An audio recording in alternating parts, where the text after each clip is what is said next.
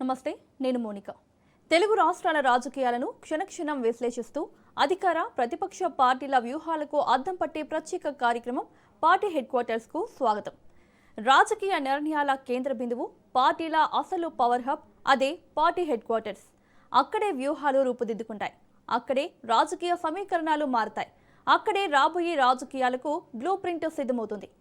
ఏ పార్టీలో ఏం జరుగుతోంది, ఎవరి టార్గెట్ ఎవరు, ఎక్కడ అసంతృప్తి, ఎక్కడ ఆపరేషన్ ఆకర్ష్, ఎవరి వ్యూహం వెనుక ఎలాంటి రాజకీయ లెక్కలు ఉన్నాయి, ఇలాంటి అన్ని కీలక పరిణామాలను పార్టీల అంతర్గత సమాచారం నుంచి తెర వెనుక రాజకీయాల వరకు వేగంగా విశ్లేషణాత్మకంగా మీ ముందుకు తీసుకొస్తోంది రాజ్ న్యూస్. నేతల అడుగులు, అధిష్టానాల ఆలోచనలు, కూటముల కదలికలు, రాజకీయాల్లో మారుతున్న సమీకరణాలపై పూర్తి విశ్లేషణతో పార్టీ హెడ్ క్వార్టర్స్ చూద్దాం. తెలంగాణ రాజకీయాలు ఒక్కసారిగా వేడెక్కాయి. అధికార కాంగ్రెస్, ప్రతిపక్ష బీఆర్ఎస్ నేతల మధ్య సవాళ్లు ప్రతి సవాళ్లు రాజకీయ వాతావరణాన్ని మరింత హీటెక్కిస్తున్నాయి. పరస్పర ఆరోపణలు, ఘాటు విమర్శలతో ఇరు పార్టీల నేతలు మాటల యుద్ధం కొనసాగిస్తున్నారు. ఈ క్రమంలో మంత్రులు చేసిన వ్యాఖ్యలు, ప్రతిపక్షానికి ఇచ్చిన సవాళ్లపై ముఖ్యమంత్రి రేవంత్ రెడ్డి అసంతృప్తి వ్యక్తం చేసినట్లు రాజకీయ వర్గాల్లో చర్చ జరుగుతోంది. బీఆర్ఎస్ నేతల విమర్శలను సమర్థవంతంగా తిప్పికొట్టడంలో కొందరు మంత్రులు విఫలమయ్యారనే అభిప్రాయం పొలిటికల్ సర్కిల్స్ లో వ్యక్తమవుతోంది. ముఖ్యంగా నిన్న జరిగిన రాజకీయ పరిణామాలతో బీఆర్ఎస్ కు రాజకీయంగా కొంత మైలేజ్ లభించిందనే విశ్లేషణలు వినిపిస్తున్నాయి. ఈ పరిణామాల మధ్య అధికార పార్టీ ఇకపై ఎలాంటి వ్యూహంతో ముందుకు సాగుతుందన్నది ఆసక్తికరంగా మారింది.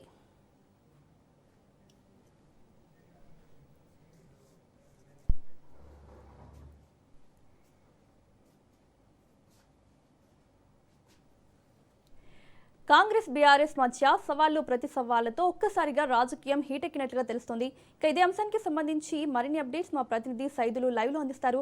సైదులు, ఏంటి కాంగ్రెస్ బీఆర్ఎస్ మధ్య ఒక్కసారిగా రాజకీయం హీటెక్కింది, డీటెయిల్స్ ఏంటి?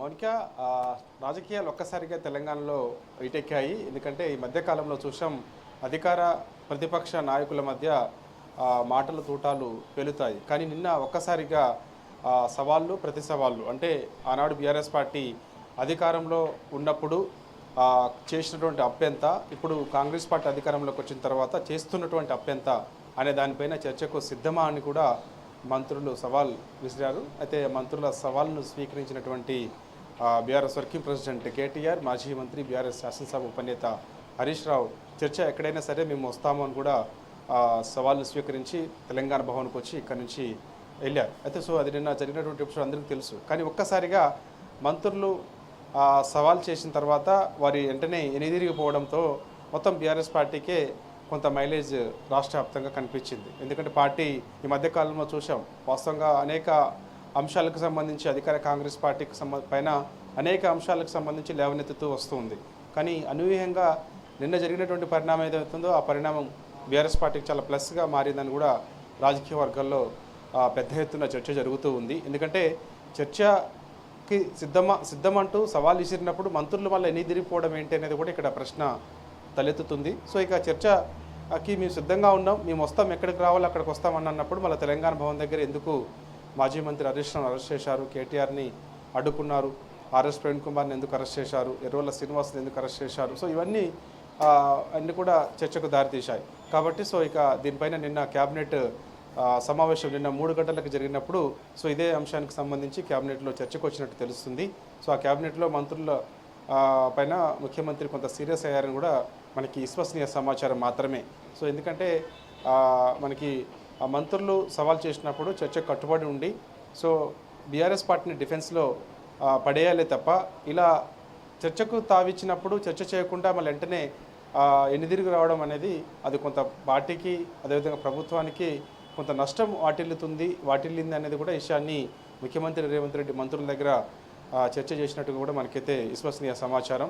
కాబట్టి నిన్న జరిగినటువంటి ఎపిసోడ్లో బీఆర్ఎస్ పార్టీ చాలా మైలేజ్ వచ్చిందని కూడా చెప్తున్నారు. ఎందుకంటే బీఆర్ఎస్ పార్టీ 10 ఏళ్ళ అధికారంలో, అంటే 10 ఏళ్ల పాటు తెలంగాణ రాష్ట్రంలో అధికారంలో ఉన్నప్పుడు చేసినటువంటి అభివృద్ధి, సంక్షేమం, అదేవిధంగా చేసినటువంటి అప్పు తెచ్చిన తర్వాత అయినా సరే రాష్ట్రంలో చేసినటువంటి సంక్షేమ పథకాలు, కాళేశ్వరం ప్రాజెక్టు నిర్మించడం, పాలమూరు రంగారెడ్డి ప్రాజెక్టు నిర్మించడం, చాలా పెద్ద ప్రాజెక్టులు నిర్మించడం, సంక్షేమ పథకాలు ఖర్చు చేయడం లాంటివి చేసి. కానీ ఇప్పుడు కాంగ్రెస్ పార్టీ అధికారంలోకి వచ్చిన తర్వాత 2.5 ఏళ్ల కాంగ్రెస్ పార్టీ పాలనలో చేస్తున్నటువంటి అప్పు ఎంత? సో ఒకవేళ చేస్తున్నప్పటికీ సార్ రాష్ట్ర ఆర్థిక పరిస్థితి ఏ విధంగా ఉంది ఏంటి అనేది పక్కకు పెడితే ఒకవేళ అప్పే చేస్తే మరి అప్పు చేసినప్పుడు మరి సంక్షేమ పథకాలకి ఎందుకు ఖర్చు చేయడం లేదనేది బీఆర్ఎస్ పార్టీ ప్రశ్నిస్తూ వస్తుంది. సో అదే అంశాన్ని మేము చర్చ చేస్తామని కూడా బీఆర్ఎస్ పార్టీ నాయకులందరూ కూడా నిన్న మొత్తం మంత్రుల సవాళ్ళను స్వీకరించి సో ఎక్కడికి రావాలంటే అక్కడికి వస్తామని కూడా తెలంగాణ భవన్ నుంచి బయలుదేరారు. మార్గ మధ్యలో హరీష్ రావును అడ్డుకున్నారు, అరెస్ట్ చేశారు, అందరికీ తెలిసిన విషయమే. ఇక గురుకుల అంశం, ముఖ్యంగా గురుకుల టెండర్లో కూడా పెద్ద ఎత్తున అవినీతి జరిగిందని కూడా ఆర్ఎస్ ప్రవీణ్ కుమార్ ఆరోపణ చేశారు. సో ఆ ఆధారాలతో సహా నేను ఖచ్చితంగా బయట పెడతానని కూడా ఆయన అన్నారు. సమాజ్గూడ ప్రెస్ క్లబ్ వద్దకు వస్తే ఖచ్చితంగా నేను మంత్రులకు సంబంధించినటువంటి విషయం, ఎందుకంటే ఇటు ఎస్సీ వెల్ఫేర్ గురుకుల పాఠశాలలో పెద్ద ఎత్తున అవినీతి జరిగిందని, బీసీ గురుకులాల్లో అవినీతి జరిగిందని, మైనార్టీ గురుకులాల్లో అవినీతి జరిగిందని కూడా ఆర్ఎస్ ప్రవీణ్ కుమార్ ఆరోపణ చేశారు. సో ఆ మంత్రులు అడ్లూరు లక్ష్మణ్ ఎస్సీ సంక్షేమ శాఖ మంత్రిగా ఉన్నారు, బీసీ సంక్షేమ శాఖ మంత్రిగా పొన్నం ప్రభాకర్ ఉన్నారు, మైనార్టీ సంక్షేమ శాఖ మంత్రిగా అజారుద్దీన్ ఉన్నారు. సో ముగ్గురు మంత్రులు వస్తే గురుకులాల్లో జరిగినటువంటి 2,000 కోట్ల రూపాయల అవినీతికి సంబంధించి ఖచ్చితంగా చర్చ నేను చేస్తాను, సిద్ధమని కూడా ఆయన సవాల్ ఇచ్చారు. ఆ సవాల్ను స్వీకరించినటువంటి మంత్రులు చర్చ చేయకుండానే కేబినెట్ సమావేశానికి వెళ్ళారనేది కూడా పెద్ద ఎత్తున చర్చ జరిగింది. సో ఏంటంటే మరి మంత్రులు అవినీతి జరగలేదన్నప్పుడు మరి ఎందుకు చర్చకి రాలేదనేది కూడా ఇక్కడ ప్రశ్న తలెత్తుతుందనేది కూడా పెద్ద ఎత్తున రాజకీయ వర్గాల్లో చర్చ జరిగిన విషయం. కాబట్టి సో ఏదేమైనా నిన్న జరిగినటువంటి ఎపిసోడ్ ఏదైతే ఉందో ఆ కాంగ్రెస్ పార్టీ అధికారంలోకి వచ్చిన తర్వాత ఈ 2.5 ఏళ్ల కాంగ్రెస్ పార్టీ పాలనలో జరిగినటువంటి సంక్షేమం ఎంత, అభివృద్ధి ఎంత, చేస్తున్నటువంటి అప్పులు ఎంత, సో అదేవిధంగా వివిధ శాఖల్లో జరుగుతున్నటువంటి అవినీతి పైన చర్చ చేయడానికి మేము సిద్ధంగా ఉన్నప్పటికీ అని బీఆర్ఎస్ పార్టీ అన్నప్పటికీ కూడా వాళ్ళెవరు కూడా రాకపోవడం, తిరిగిపోవడం. సో ఒకవేళ బీఆర్ఎస్ పార్టీ నాయకులు వస్తున్నప్పటికీ వాళ్ళు వెంటనే పోలీసులు అడ్డుకోవడం. సో అంటే ఈరోజు మళ్ళీ వెంటనే ముఖ్యమంత్రి మంత్రులపైన సీరియస్ అయ్యారని చెప్పేసి పెద్ద ఎత్తున చర్చ జరిగింది, వివిధ మాధ్యమాల్లో వచ్చింది, వివిధ పత్రికల్లో వచ్చింది. సో మళ్ళీ ఈరోజు కొంత డిఫెన్స్ చేసే ప్రయత్నం మంత్రులు చేశారని కూడా ఇప్పుడు పొలిటికల్ వర్గాల్లో చర్చనీయాంశంగా మారింది. ఎందుకంటే ఉదయం పొన్నం ప్రభాకర్ మీడియా సమావేశం ప్రెస్ నోట్ విడుదల చేయడం, మంత్రి అడ్లూరు లక్ష్మణ్ ప్రెస్ నోట్ విడుదల చేయడం, అదేవిధంగా బట్టి విక్రమార్క డిప్యూటీ సీఎంగా ఉన్నారు, ఆయన మీడియా సమావేశం ఏర్పాటు చేయడం. సో ఇవంతా కూడా అదేవిధంగా మంత్రి జూపల్లి కృష్ణారావు మీడియా సమావేశం ఏర్పాటు చేయడం, ఇదంతా కూడా ఒక డిఫెన్స్లో అంటే ఆల్రెడీ డిఫెన్స్లో పడిపోయినటువంటి కాంగ్రెస్ ప్రభుత్వం. సో ఇప్పుడు దాన్ని ఓవర్కమ్ చేసుకునే ప్రయత్నం ఈరోజు చేసింది, మీడియా సమావేశం పెట్టేందుకు కూడా పెద్ద ఎత్తున రాజకీయ వర్గాలు ఈరోజు చర్చ జరుగుతూ ఉంది. కాబట్టి సో ఏదేమైనా ఈ యొక్క ఎపిసోడ్ ఏదైతే ఉందో ఈ ఎపిసోడ్ నిన్నటి నుంచి జరుగుతున్నటువంటి ఎపిసోడ్లో బీఆర్ఎస్ పార్టీకి చాలా మైలేజ్ వచ్చిందని చెప్పేసి బీఆర్ఎస్ పార్టీ ఎందుకంటే చేసినటువంటి ఆరోపణకి కట్టుబడి ఉండి చర్చకు సిద్ధం అని కూడా సవాల్ చేస్తే చర్చకు రాకుండా పారిపోయారనే విషయాన్ని ప్రజలందరూ కూడా గమనిస్తున్నారని చెప్పేసి కూడా బీఆర్ఎస్ పార్టీ నాయకులు చెప్తున్నారు. సో ఏదేమైనా ఈ యొక్క అంశం అయితే మాత్రం బీఆర్ఎస్ పార్టీకి కొంత మైలేజ్ని కనిపిస్తుంది. Mounika. Right side, thank you.